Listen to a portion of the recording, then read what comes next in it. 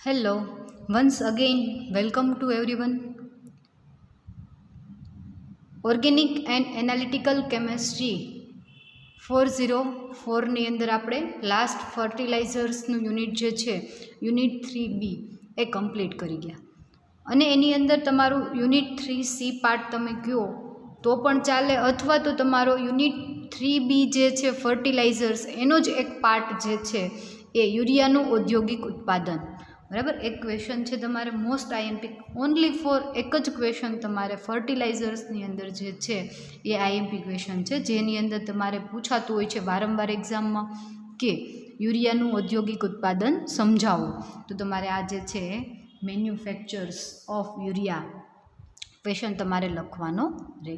આ યુનિટ જે છે તમને સિલેબસની અંદર અલગ પાર્ટ તરીકે પણ લીધેલો છે અને તમે ફર્ટિલાઇઝર્સની અંદરનો એક પાર્ટ જે છે એમ કહો તો પણ ચાલે. બરાબર, તો તમને ખ્યાલ છે કે યુરિયાનું ઔદ્યોગિક ઉત્પાદન ઇન્ડસ્ટ્રીઝની અંદર મોટાભાગની જે ફર્ટિલાઇઝર્સ ઇન્ડસ્ટ્રી જે છે એની અંદર યુરિયાનું ઔદ્યોગિક ઉત્પાદન જે છે ભરપૂર પ્રમાણમાં યુરિયા જે છે એનું ઉત્પાદન થતું હોય છે. આપણે આની પહેલાં પણ વાત કરી હતી ફર્ટિલાઇઝર્સ ઇન્ડસ્ટ્રી જે છે એના વિશે. તો આ યુરિયા જે છે એને આપણે ઓર્ગેનિક પ્રેક્ટિકલની અંદર પણ પ્રેક્ટિકલ પરફોર્મ કરી ગયા. તો એનું બંધારણ આપણે જોઈએ તો એના બંધારણની અંદર એક NH2CO NH2. બરાબર, યુરિયાનું જે બંધારણ છે એમાં NH2CO અને NH2 એટલે કે એક NH2 ક્રિયાશીલ સમૂહ તરીકે જે છે એક NH2, આ બાજુ તમે જોશો તો બીજો NH2 અને એક CO. બરાબર, એટલે જે છે NH2CO NH2 જે છે એનું બંધારણ કઈ રીતે થતું હોય છે તો કે 2 નાઇટ્રોજન 4 હાઇડ્રોજન 1 કાર્બન અને ઓક્સિજન. અણુસૂત્ર તમે જુઓ એનું તો કાર્બનની સંખ્યા 1, 2 હાઇડ્રોજન 1 ઓક્સિજન અને 2 નાઇટ્રોજન, આવી રીતે એનું અણુસૂત્ર થતું હોય. તો યુરિયા જે છે એની અંદર નાઇટ્રોજનનું પ્રમાણ કેટલું તો કે યુરિયા તમે ખાતર તરીકે જ્યારે યુઝ કરો તો એની અંદરથી તમને 46% જે છે એ નાઇટ્રોજન મળતું હોય. તો આ યુરિયા જે છે એમાંથી તમને 46% નાઇટ્રોજન જે છે એ ભરપૂર પ્રમાણમાં મળતું હોય. એ સિવાય અંદર રહેલો ઓક્સિજન, નાઇટ્રોજનયુક્ત ખાતર તમે યુરિયા જ્યારે યુઝ કરતા હોય તો સાથે તમને એમાંથી પોટેશિયમ પણ ઘણી વખત પોટેશિયમયુક્ત પદાર્થ પણ અંદર એડ કરેલા હોય. બરાબર, તો આ જે છે એ નાઇટ્રોજનયુક્ત યુરિયા છે તો એમાંથી તમને 46% જે છે નાઇટ્રોજન મળે છે. અને એનું ઉત્પાદન કરવા માટે આપણે જે કાચો માલ એટલે કે રો મટીરિયલ યુઝ કરીએ છીએ તો એ રો મટીરિયલ તરીકે તમે શેનો ઉપયોગ કરી શકો તો કે કાર્બન ડાયોક્સાઇડ અને એમોનિયા, આ બંને જે છે એનો ઉપયોગ કરી અને શું બનાવવામાં આવે છે તો કે યુરિયા બનાવવામાં આવે છે. તો યુરિયાના ઉત્પાદન માટે મુખ્ય પદાર્થ તરીકે તમારે કાર્બન ડાયોક્સાઇડ અને એમોનિયાનો ઉપયોગ થાય છે અને એક પણ કેવું તો કે રો મટીરિયલ તરીકે. બરાબર, કાચો માલ તરીકે આપણે એમોનિયા અને કાર્બન ડાયોક્સાઇડ જે છે એ વાપરીએ છીએ. તો આ જે છે કાચો માલ એ કઈ રીતે મેળવવામાં આવે છે એમોનિયા અને કાર્બન ડાયોક્સાઇડ તો કે કાર્બન ડાયોક્સાઇડ જે છે એ કેલ્શિયમ કાર્બોનેટને ગરમ કરવાથી કેલ્શિયમ ઓક્સાઇડ અને કાર્બન ડાયોક્સાઇડ મળે છે. તો જે મળતો કાર્બન ડાયોક્સાઇડ છે એને તમે રો મટીરિયલ તરીકે વાપરી શકો. ક્યારે તો કે જ્યારે કેલ્શિયમ કાર્બોનેટને તમે ગરમ કરો છો તો તમને નિપજ તરીકે કેલ્શિયમ ઓક્સાઇડ અને કાર્બન ડાયોક્સાઇડ મળે છે. તો આ કાર્બન ડાયોક્સાઇડ જે છે એને આપણે રો મટીરિયલ તરીકે યુરિયા બનાવવા માટે આપણે એનો ઉપયોગ કરી શકીએ. એ સિવાય તો કે એમોનિયા જે છે એ કઈ રીતે તો કે નાઇટ્રોજન અને હાઇડ્રોજન રિએક્શન કરી અને શું બનાવે છે તો કે એમોનિયા બનાવે છે. તો આ એમોનિયા જે છે એ અને કાર્બન ડાયોક્સાઇડ જે છે બંને રો મટીરિયલ એટલે કે કાચો માલ તરીકે યુરિયાના ઉત્પાદનમાં વપરાય છે. બરાબર, જોઈ લો રિએક્શન તો કે કેલ્શિયમ કાર્બોનેટ અને કેલ્શિયમ કાર્બોનેટને ગરમ કરવાથી કેલ્શિયમ ઓક્સાઇડ અને કાર્બન ડાયોક્સાઇડ જે મળે છે એ કાર્બન ડાયોક્સાઇડ અને નાઇટ્રોજન અને હાઇડ્રોજન વચ્ચે રિએક્શન થઈ અને જે એમોનિયા મળે છે એ એમોનિયા અને કાર્બન ડાયોક્સાઇડ પ્રક્રિયા કરી અને શું બનાવે તો કે યુરિયાનું ઉત્પાદન કરે છે. એટલે કે યુરિયા તરીકે યુરિયાના ઉત્પાદન માટે રો મટીરિયલ તરીકે આપણે કાર્બન ડાયોક્સાઇડ અને એમોનિયાનો યુઝ કરીએ છીએ. બરાબર. આ એમોનિયા અને CO2 યુરિયા બનાવવા માટે ઉપયોગી છે. મોટાભાગના યુરિયાના ઉત્પાદન કરતા કારખાના જે છે એમાં એમોનિયા પ્લાન્ટ સાથે સંકળાયેલો હોય છે. શા માટે તો કે એમોનિયા છે એને તમારે બહારથી ન લાવવો પડે એના માટે થઈ અને સાથે એમોનિયા પ્લાન્ટ છે એ સાથે સંકળાયેલું. એટલે એક સાઈડ શું થતું હોય તો કે એમોનિયાનું મેન્યુફેક્ચર થતું હોય તો બીજું બાજુ યુરિયાનું મેન્યુફેક્ચર થતું હોય. એક સાઈડ એમોનિયા બન્યો, એમોનિયા બનેલો જે છે એ ક્યાં વપરાતો હોય તો કે યુરિયાના ઉત્પાદન માટે વપરાતો હોય છે. તેથી આડપેદાશ તરીકે એમોનિયા અને CO2 સીધા ઉપયોગ થઈ શકે છે. બરાબર. એટલે કે એમોનિયાના પ્લાન્ટ સાથે સંકળાયેલું જે છે આમ યુરિયાનું ઉત્પાદન, તો એ જે છે બનતો એમોનિયા જે છે એ આડપેદાશ તરીકે એમોનિયા અને કાર્બન ડાયોક્સાઇડ જે તમને મળે એનો સીધો ઉપયોગ ક્યાં થઈ જાય તો કે યુરિયાના ઉત્પાદન માટે થઈ જાય. હવે તમને એટલો આઈડિયા આવી ગયો કે યુરિયાનું બંધારણ NH2CO NH2 છે અને યુરિયામાંથી મળતું તમને એક માર્કમાં ક્વેશ્ચન પૂછાય ક્યારેક અથવા તો MCQ ટાઈપમાં પૂછાય કે યુરિયા જે છે એમાં નાઇટ્રોજનનું પ્રમાણ કેટલું તો કે 46% નાઇટ્રોજનનું પ્રમાણ હોય છે અને એના રો મટીરિયલ તરીકે તમે કાર્બન ડાયોક્સાઇડ અને એમોનિયા જે છે એનો તમે યુઝ કરી શકો છો. તો હવે આપણે જોઈએ કે મેન્યુફેક્ચર ઓફ યુરિયા એટલે કે યુરિયાનું ઉત્પાદન. તો યુરિયાનું ઉત્પાદન જે છે એ આપણે એનો ચાર્ટ ડાયાગ્રામ દ્વારા પણ આપણે સમજી શકીએ અને થિયોરિટિકલ જે છે એ પણ આપણે સમજી શકીએ. તો ફર્સ્ટ ઓફ ઓલ આપણે થિયોરિટિકલ સમજી અને પછી એનો ચાર્ટ ડાયાગ્રામ જે છે એને આપણે જોઈએ. અને જો તમને આ ક્વેશ્ચન લગભગ 7 થી 8 માર્કમાં પૂછાય તો આખો ક્વેશ્ચન સાથે તમારે ચાર્ટ ડાયાગ્રામ જે છે એને પણ તમારે ડ્રો કરવાનો છે. બરાબર. તો આપણે જોઈએ કે પ્રવાહી કાર્બન ડાયોક્સાઇડ અને પ્રવાહી એમોનિયાને સ્ટેનલેસ સ્ટીલના બનેલા સિલ્વર અથવા તો ટેન્ટલમના તમારે અસ્તરવાળા બરાબર શું છે તો કે ખાસ પ્રકારના ઓટોક્લેવ તમને કીધા છે. કેવા તો કે સિલ્વર અથવા તો ટેન્ટલમના બનેલા અસ્તરવાળા ખાસ પ્રકારના ઓટોક્લેવ. આના માટે ખાસ પ્રકારના ઓટોક્લેવ લીધેલા છે. એ ઓટોક્લેવની અંદર પ્રવાહી સ્વરૂપમાં CO2 અને પ્રવાહી સ્વરૂપમાં એમોનિયા જે છે એને તમારે એડ કરવાના છે. કઈ રીતે તો કે ઊંચા તાપમાને અને ઊંચા દબાણે પ્રક્રિયા કરવાથી એમોનિયમ કાર્બોનેટ બને છે. એટલે કે જ્યારે તમે પ્રવાહી કાર્બન ડાયોક્સાઇડ અને પ્રવાહી એમોનિયાને સિલ્વરના અથવા તો કોઈપણ ટેન્ટલમના તમારે ઓટોક્લેવ જે છે એની અંદર તમે એમની પ્રવાહી કાર્બન ડાયોક્સાઇડ અને પ્રવાહી એમોનિયાને જ્યારે તમે લ્યો છો ત્યારે ઊંચા તાપમાને અને ઊંચા દબાણે પ્રક્રિયા કરવાથી એમોનિયમ કાર્બોનેટ બને છે. એટલે કે જ્યારે તમે રિએક્શન CO2 અને NH3ની કરાવો છો એટલે એમાંથી તમને એમોનિયમ કાર્બોનેટ મળે છે. આ એમોનિયમ કાર્બોનેટ જે છે એને નીચા તાપમાને અને દબાણે નિર્જળીકરણ કરતાં યુરિયા બને છે. નિર્જળીકરણ એટલે શું તો કે તમને પ્રવાહી સ્વરૂપે તમને યુરિયા મળે. પ્રથમ રૂપાંતરણમાં આશરે 40% યુરિયા દ્રાવણ બને છે જેનું પુનઃચક્રીયકરણ કરી અને અંતે આશરે 80% જે છે એ યુરિયા તમને એનું દ્રાવણ પ્રાપ્ત થાય છે. જેનું શૂન્યાવકાશમાં બાષ્પક વડે 90% યુરિયા પીગળેલ સ્થિતિમાં તમે મેળવી અને તેનું પ્રિલિંગ ટાવરમાં છંટકાવ દ્વારા ઘન દાણાદાર સ્વરૂપમાં તમને ફેરવવામાં આવે છે. એટલે કે જ્યારે તમને રિએક્શન સ્વરૂપે આખી તમને યુરિયાનું મેન્યુફેક્ચર કઈ રીતે થાય છે એ સમજાવું તો એમોનિયા અને કાર્બન ડાયોક્સાઇડની ઊંચા તાપમાને અને ઊંચા દબાણે. તો તમને એમ થશે ઊંચું તાપમાન કેટલું અને ઊંચું દબાણ કેટલું તો કે 170 ડિગ્રીથી 190 ડિગ્રી ટેમ્પરેચર તમારે રાખવાનું છે અને દબાણ જે છે એ 100 થી 200 જે છે એ તમારે વાતાવરણ દબાણ રાખવાનું છે.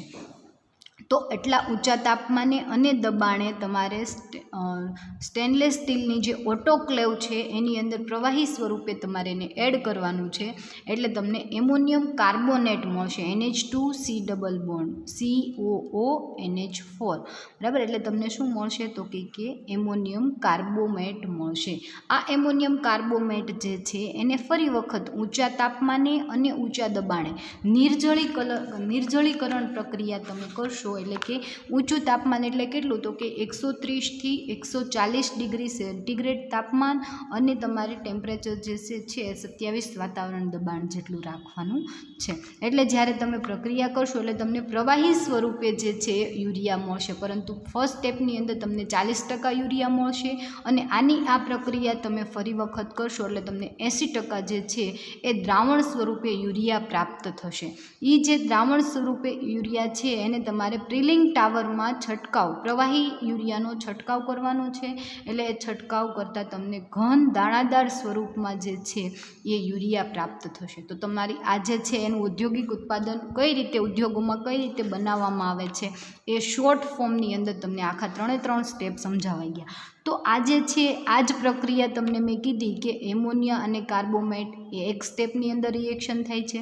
એમોનિયમ કાર્બોમેટ જે છે એમાંથી યુરિયા બને છે એ સેકન્ડ સ્ટેપમાં થાય છે, અને પ્રવાહી સ્વરૂપમાં જે તમને યુરિયા મળે છે એને દાણાદાર સ્વરૂપમાં ફેરવવા માટે એ જે સ્ટેપ છે એ થર્ડ સ્ટેપ છે.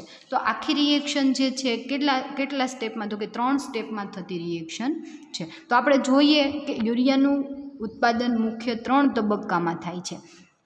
પહેલા તબક્કામાં આપણે જોયું કે CO2 અને એમોનિયા અને કાર્બન ડાયોક્સાઇડ જે છે એ બંનેને તમારે ઊંચા તાપમાને અને દબાણે જે છે એને એમોનિયમ કાર્બોમેટની અંદર ફેરવવાનું છે, અને સેકન્ડ સ્ટેપની અંદર એમોનિયમ કાર્બોમેટ જે છે એમાંથી તમારે ઊંચા તાપમાને અને દબાણે તમારે એમાંથી યુરિયા મેળવવાનું છે, અને થર્ડ સ્ટેપમાં જે યુરિયા તમને પ્રવાહી સ્વરૂપે મળે છે એટલે કે થર્ડ સ્ટેપની અંદર તમારે શું કરવાનું છે, સ્ફટિકીકરણ કરવાનું છે અને યુરિયાને સ્ફટિક દાણાદાર સ્વરૂપે તમારે મેળવવાનું છે. તો આપણે એની કાર્ય પદ્ધતિ જોઈએ કે એનું કઈ રીતે કાર્ય કરવામાં આવે છે. તો યુરિયાનું ઉત્પાદન મુખ્યત્વે 3 તબક્કામાં થાય છે.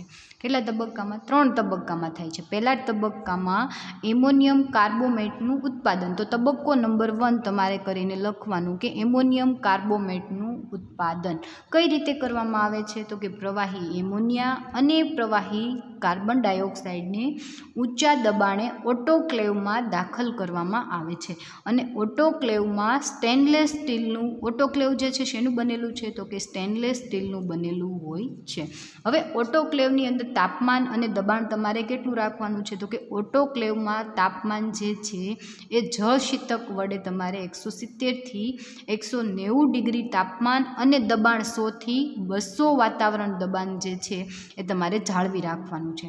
અને એમોનિયા અને CO2 વચ્ચે પ્રક્રિયા થઈ એમોનિયમ કાર્બોમેટ બને છે, જે પ્રક્રિયા આશરે 1.5 થી 2 કલાક ચાલે છે. બરાબર, કેટલા ટાઈમ માટેની પ્રક્રિયા છે? 1.5 થી 2 કલાક માટે સ્ટેનલેસ સ્ટીલના બનેલા ઓટોક્લેવની અંદર પ્રવાહી એમોનિયા અને પ્રવાહી CO2ને 170 થી 190 ડિગ્રી ટેમ્પરેચર તાપમાન અને 100 થી 200 વાતાવરણ દબાણે જે છે 1.5 થી 2 કલાક પ્રક્રિયા કરાવવામાં આવે છે. અને શું બને છે તો કે અને એમોનિયમ કાર્બોમેટ બને છે. બરાબર, એટલે પહેલા સ્ટેપની અંદર શું આપણે કર્યું? એમોનિયમ કાર્બોમેટનું ઉત્પાદન. કેટલા પોઈન્ટ યાદ રાખવાના તો કે ઓટોક્લેવ શેનું બનેલું છે? સ્ટેનલેસ સ્ટીલનું ઓટોક્લેવ જે બનેલું છે એમાં પ્રવાહી એમોનિયા અને પ્રવાહી CO2ને ઊંચા દબાણ એટલે કે 100 થી 200 વાતાવરણ દબાણ અને ઊંચું તાપમાન એટલે કે 170 થી 190 ડિગ્રી ટેમ્પરેચરે એને ગરમ કરવામાં આવે છે. કેટલા ટાઈમ માટે તો કે 1.5 થી 2 કલાક માટે ગરમ કરતાં તમને એમોનિયમ કાર્બોમેટ બને છે. હવે જે આ એમોનિયમ કાર્બોમેટ બને છે એને તમારે સેકન્ડ સ્ટેપમાં એનું વિઘટન કરવામાં આવે છે, અને વિઘટન કરી અને ફરી વખત જે છે યુરિયા, એમોનિયમ કાર્બોમેટ, પાણી, એમોનિયા અને CO2 જે છે બધું જ મિક્સ થયેલું હોય, જેને તમારે સેકન્ડ સ્ટેપની અંદર બીજી ઓટોક્લેવની અંદર દાખલ કરવામાં આવે છે. તો આપણે જોઈએ બીજા તબક્કામાં આજે ફર્સ્ટ સ્ટેપની અંદર એમોનિયમ કાર્બોમેટ બન્યું એને બીજા તબક્કામાં કઈ રીતે રિએક્શન કરવામાં આવે છે. તો કે બીજા સ્ટેપની અંદર જે એમોનિયમ કાર્બોમેટ બન્યું છે એનું વિઘટન કરવામાં આવે છે. એટલે આપણે સેકન્ડ સ્ટેપમાં કાર્બોમેટનું વિઘટન, સેકન્ડ સ્ટેપનું નામ આપણે આપ્યું કાર્બોમેટનું વિઘટન. એટલે કે ઓટોક્લેવમાંનું દ્રાવણ વાલ્વમાંથી પસાર કરી દબાણ 27 ડિગ્રી જેટલું ઘટાડવામાં આવે છે. ત્યારબાદ તેની બાષ્પથી ગરમ થતાં અને વાયુ પ્રવાહી વિભાજક અને શીતક ધરાવતા બાષ્પ વિઘટકમાંથી 140 ડિગ્રી ટેમ્પરેચર તાપમાને અને 27 વાતાવરણ દબાણે પસાર કરવામાં આવે છે. પ્રક્રિયા કર્યા વગરનો એમોનિયા અને CO2 જે છે અને પાણી જે છે એને આંશિક વિઘટનને પરિણામે દ્રાવણ સ્વરૂપે છૂટો પાડવામાં આવે છે, જેને પુનઃ ચક્રમાં દાખલ કરવામાં આવે છે. વધારાના એમોનિયાને ઠરવા દઈ અને પ્રવાહી સ્વરૂપે પુનઃ ઓટોક્લેવમાં લઈ જવામાં આવે છે. એટલે શું કહે છે તો કે એમોનિયમ કાર્બોમેટ જે બન્યું છે એનું તમે વિઘટન કેટલા ટેમ્પરેચરે 140 ડિગ્રી અને 27 વાતાવરણ દબાણે કરશો એટલે એનું વિઘટન થઈ અને શું બનશે તો કે યુરિયા બનશે. યુરિયાની સાથે એમોનિયા, CO2 અને H2O બનશે. તો આ જે પ્રક્રિયા વગરનો એમોનિયા, CO2 અને H2O છે એને ફરી વખત સ્ટેનલેસ સ્ટીલના બનેલા તમારું ઓટોક્લેવ છે એની અંદર પુનઃ ઓટોક્લેવમાં લઈ જવામાં આવે છે. હવે આપણે જોઈએ કે ઓટોક્લેવ અને યુરિયાનું જલીય દ્રાવણ બાષ્પ વડે ગરમ કરી અને દબાણ જે છે 1 વાતાવરણ જેટલું ઘટાડી અને વિઘટન થઈ અને ફ્લેશ ડ્રમમાં લઈ જવામાં આવે છે. એટલે કે પ્રવાહી સ્વરૂપમાં જે તમારું યુરિયા બન્યું એને શેમાં લઈ જવાનું છે તો કે ફ્લેશ ડ્રમમાં લઈ જવામાં આવે છે, જ્યાં કાર્બોમેટનું વધુ આગળ વિઘટન થઈ અને મુક્ત થતો CO2 અને એમોનિયા વાયુ છે એનું પુનઃ ચક્રીયકરણ કરવામાં આવે છે. એટલે કે તમને પ્રવાહી સ્વરૂપે જે યુરિયા મળે છે એની અંદર કેટલું તો કે 80% જે છે એ યુરિયા પ્રવાહી સ્વરૂપમાં હોય છે એને ફ્લેશ ડ્રમમાં લઈ જવામાં આવે છે, જેથી 99% જે છે એ તમને શુદ્ધ પ્રવાહી સ્વરૂપે જે છે યુરિયા તમને મળશે. ત્યાં શૂન્યાવકાશ બાષ્પમાં તમારે એને રાખવાનું છે. 135 ડિગ્રી ટેમ્પરેચર અને 60 જે છે એ વાતાવરણ દબાણે તમારે 60 સેન્ટીમીટર જે છે મર્ક્યુરીના દબાણે તમારે એને પસાર કરવામાં આવે છે, જેથી તમને મળશે એ 99% જે છે એ યુરિયા તમને મળશે. આપણે હમણાં ડાયાગ્રામ જોઈએ એટલે તમને વધારે આઈડિયા આવશે કે કઈ રીતે. બરાબર. હવે થર્ડ સ્ટેપની અંદર શું કરવાનું છે તો કે પ્રવાહી યુરિયાનું દાણાદાર બનાવવું, એટલે કે પ્રિલિંગ કરવું, સ્ફટિકીકરણ કરવું. એટલે કે પ્રવાહી સ્વરૂપમાં જે તમને યુરિયા મળ્યો છે એનું યુરિયાનું ગલનબિંદુ કરતાં સહેજ ઊંચા તાપમાને પીગળેલ યુરિયા પ્રવાહીની પ્રિલિંગ ટાવરમાંથી ઉપરથી છંટકાવ કરવામાં આવે છે. પ્રવાહી સ્વરૂપમાં યુરિયા છે એને ઉપરથી છંટકાવ કરવામાં આવે છે. તેથી તળિયેથી હવા છે એ ઉપર તરફ દાખલ કરવામાં આવે છે, જેથી યુરિયાના દાણાદાર સ્ફટિક છૂટા પડે છે, જેનું પેકિંગ કરવામાં આવે છે. જુઓ તમે અહીંયા ડાયાગ્રામ જોઈ શકો છો. ફર્સ્ટ સ્ટેપ જે છે એ ઓટોક્લેવ, જે સ્ટેનલેસ સ્ટીલનું બનેલું છે, જેમાં તાપમાન કેટલું તો કે 170 થી 190 ડિગ્રી ટેમ્પરેચર અને વાતાવરણ 100 થી 120 વાતાવરણ દબાણે તમારે શું અંદર એડ કરવાનું છે એમોનિયા અને CO2 પ્રવાહી સ્વરૂપમાં આ જે છે ઓટોક્લેવ એની અંદર તમારે દાખલ કરવાનું છે. બરાબર. એમાં દાખલ કરશો અને એની અંદર રિએક્શન થશે અને ફર્સ્ટ સ્ટેપની અંદર શું બનશે તો કે ફર્સ્ટ સ્ટેપની અંદર એમોનિયમ કાર્બોમેટ બનશે. એ એમોનિયમ કાર્બોમેટ જે છે એને બીજી તમારી ઓટોક્લેવ જે છે જેની અંદર તાપમાન અને દબાણ કેવું છે થોડું આની કરતાં ઓછું, એટલે કે 27 વાતાવરણ દબાણ જેટલું ઓછું છે એને આની અંદર લઈ જવામાં આવે છે. એટલે એમોનિયમ કાર્બોમેટનું વિઘટન થાય છે. એમોનિયમ કાર્બોમેટનું વિઘટન થતાં ફરી વખત એમોનિયા, CO2 અને પાણી અને સાથે એમોનિયમ કાર્બોમેટ જે છે એ બને છે. હવે જે એમોનિયમ કાર્બોમેટ બને છે એમાંથી યુરિયાનું થોડા પ્રમાણમાં પણ યુરિયાનું વિઘટન આમાં યુરિયા બનેલો હશે. જો વપરાયા વગરનો એમોનિયા, CO2 અને H2O જે છે અને એમોનિયમ કાર્બોમેટ જે છે એને ફરી વખત જે છે એ પહેલાં ઓટોક્લેવની અંદર દાખલ કરવામાં આવે છે અને જે તમને પ્રવાહી સ્વરૂપમાં યુરિયા મળ્યો છે એને તમારે ફ્લેશ ડ્રમની અંદર કે જેની અંદર વાતાવરણ દબાણ કેટલું છે તો કે 10 વાતાવરણ દબાણ છે એની અંદર તમારે પ્રવાહી સ્વરૂપમાં જે છે એની અંદર તમારે લઈ આવવાનું છે. હવે યુરિયા જે છે એ 80% અહીંયા શુદ્ધ હશે, પરંતુ જ્યારે તમે એને ફ્લેશ ડ્રમની અંદર લઈ આવો છો ત્યાં એ જે છે એ યુરિયા પીગળેલો યુરિયા એટલે કે પ્રવાહી સ્વરૂપમાં યુરિયા છે એ 99% થઈ અને તમને બીજા ફ્લેશ ડ્રમ એટલે કે પ્રિલિંગ ટાવર જે છે એની અંદર એને પ્રવાહી સ્વરૂપમાં ઉપરથી નીચે તરફ છંટકાવ કરવામાં આવે છે. હવે આ પ્રિલિંગ ટાવર કેવો હશે તો કે એનું બહારનું વાતાવરણ જે અંદરનું જે વાતાવરણ હશે એટલે કે એનું તાપમાન કેવું હશે, એકદમ ઠંડુ હશે. એટલે કે પ્રવાહી સ્વરૂપમાં યુરિયાનો ઉપરથી તમે છંટકાવ કરો એટલે એ દાણાદાર સ્વરૂપે યુરિયા તમને નીચેની અહીંયાથી જ્યારે પસાર થાય છે પ્રવાહી સ્વરૂપમાં એટલે એ શેમાં તો કે દાણાની અંદર બરાબર દાણાદાર યુરિયા સ્વરૂપે તમને મળે છે અને એ યુરિયા જે છે એનું તમારે પેકિંગ કરી લેવાનું હોય છે. તો ટોટલ યુરિયાનું મેન્યુફેક્ચર જે છે 3 સ્ટેપમાં થાય છે. પહેલા સ્ટેપની અંદર એમોનિયમ કાર્બોમેટનું ઉત્પાદન, એ બનેલા એમોનિયમ કાર્બોમેટનું વિઘટન થતાં યુરિયા જે મળે છે એ પહેલાં 40% પ્યોર હોય છે. ફરી વખત તમે એની એ જ રિએક્શન બીજી વખત કરો એટલે તમને 80% પ્યોર જે છે એ યુરિયા મળે છે. એ 80% પ્યોર યુરિયા જે છે એને ફ્લેશ ડ્રમની અંદર લઈ જવામાં આવે છે. આ ફ્લેશ ડ્રમની અંદર તમારે શું કરવાનું છે તો કે એનું ફરી વખત પ્યોરિફિકેશન થાય છે અને 99% જે છે એ તમને આમાં યુરિયા મળે છે. આ જે છે યુરિયા પ્રવાહી સ્વરૂપમાં એને તમારે પ્રિલિંગ ટાવરની અંદર લઈ જવાનું છે. પ્રિલિંગ ટાવરની અંદર ઉપરથી પ્રવાહી સ્વરૂપમાં જે યુરિયા છે એને તમારે એનો છંટકાવ કરવાનો છે. એટલે આ પ્રિલિંગ ટાવર જે છે એનું તાપમાન એકદમ ઠંડુ હોવાના લીધે પ્રવાહી યુરિયા જે છે એ દાણાદાર સ્વરૂપે તમને મળશે. તો આ આખી વાત થઈ આપણે યુરિયાનું ઉત્પાદન, એની કાર્ય પદ્ધતિ બરાબર. ફરી એક વખત જોઈ લો. શોર્ટમાં જો તમારે યાદ રાખવું હોય તો આખો પ્રિલિંગ ટાવર છે એને તમે યાદ રાખી લો કે આખું મેન્યુફેક્ચર યુરિયાનું 3 સ્ટેપની અંદર થાય છે. ફર્સ્ટ સ્ટેપની અંદર જે છે એ એમોનિયમ કાર્બોમેટનું બનાવટ એટલે કે એમોનિયમ કાર્બોમેટનું ઉત્પાદન. તો એ કઈ રીતે તો કે પ્રવાહી એમોનિયા અને કાર્બન ડાયોક્સાઇડને ઓટોક્લેવ નામની જે સ્ટેનલેસ સ્ટીલની ટાંકી છે એની અંદર લઈ જવામાં આવે છે, જેની અંદર તાપમાન કેટલું હશે તો કે તાપમાન 170 થી 190 ડિગ્રી ટેમ્પરેચર હશે અને વાતાવરણ તાપમાન કેટલું હશે, દબાણ કેટલું હશે તો કે 100 થી 120 વાતાવરણ દબાણે તમારે અહીંયા પ્રક્રિયા કરાવવામાં આવે છે. એટલે એમોનિયા અને CO2 પ્રક્રિયા કરી અને એમોનિયમ કાર્બોમેટ બનાવે છે. એ એમોનિયમ કાર્બોમેટ જે છે એને બીજી સ્ટેનલેસ સ્ટીલની જ તે ઓટોક્લેવ છે એની અંદર વિઘટન માટે એને લઈ જવામાં આવે છે, જેની અંદર તાપમાન અને દબાણ કેવું છે તો કે થોડું આના કરતાં ઓછું છે. એનું વિઘટન થવાથી ફરી વખત તમને યુરિયા શેનું વિઘટન તો કે એમોનિયમ કાર્બોમેટનું વિઘટન. એટલે સેકન્ડ સ્ટેપને તમારે કહેવાનું કે એમોનિયમ કાર્બોમેટનું વિઘટન, કે એમોનિયમ કાર્બોમેટનું વિઘટન થતાં એમોનિયા, કાર્બન ડાયોક્સાઇડ, પાણી અને યુરિયા મળે છે.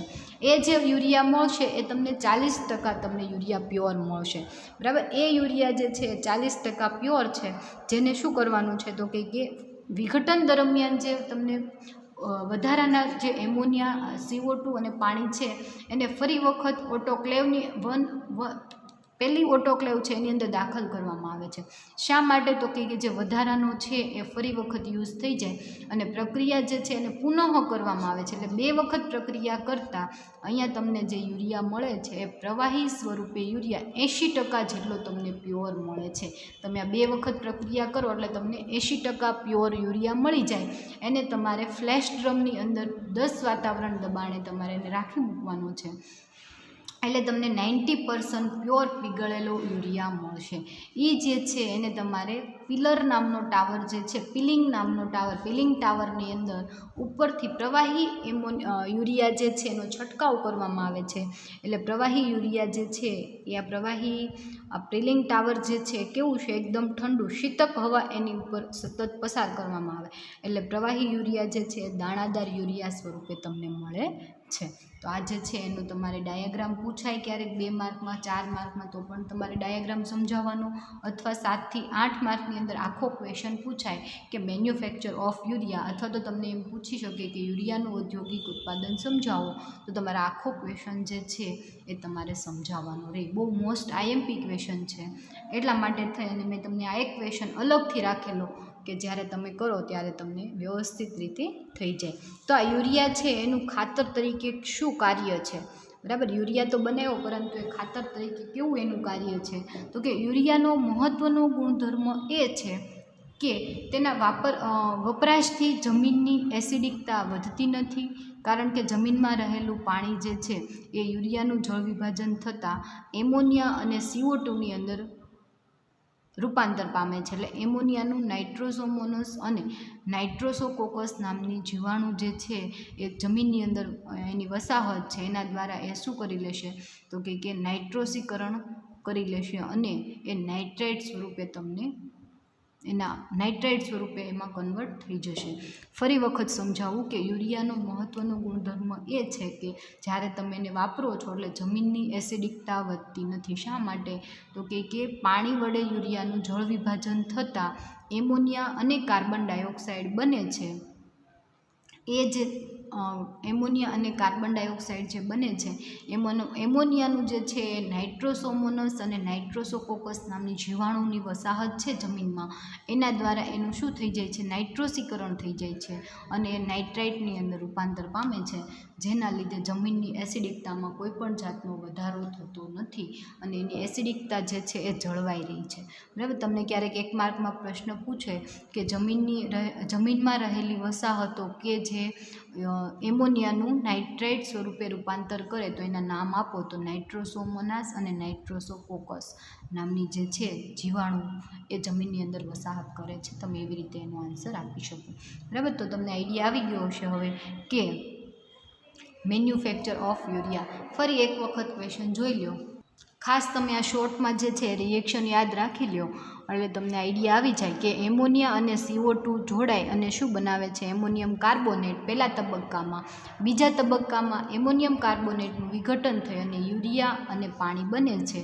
અને થર્ડ સ્ટેપમાં જે તમને યુરિયા મળ્યું એનું તમારે ક્રિસ્ટલાઇઝેશન્સ ફટિકીકરણ કરવાનું છે. એના માટે તમારે શેનો ઉપયોગ કરવાનો, પ્રિલિંગ ટાવરનો ઉપયોગ કરવાનો છે, બરાબર. આ જે છે આખો ક્વેશ્ચન તમને 3 સ્ટેપની અંદર અહીંયા કમ્પ્લીટ થઈ ગયું. તો આ યુરિયાનું મેન્યુફેક્ચર ખાસ તમારે એક્ઝામમાં પૂછાશે અને આ બંને આપણા લેક્ચર આ જે છે તમારું યુરિયાનું ઔદ્યોગિક ઉત્પાદન એ આ યુનિટની અંદર આપણે કમ્પ્લીટ કરી નાખ્યું, બરાબર. તો હવે નેક્સ્ટ લેક્ચરની અંદર આપણે આની ટેસ્ટ પણ ગોઠવી દઈશું અને નેક્સ્ટ લેક્ચરની અંદર આપણે નવું યુનિટ જે છે યુનિટ નંબર 4 એ સ્ટાર્ટ કરશું. Okay, thank you.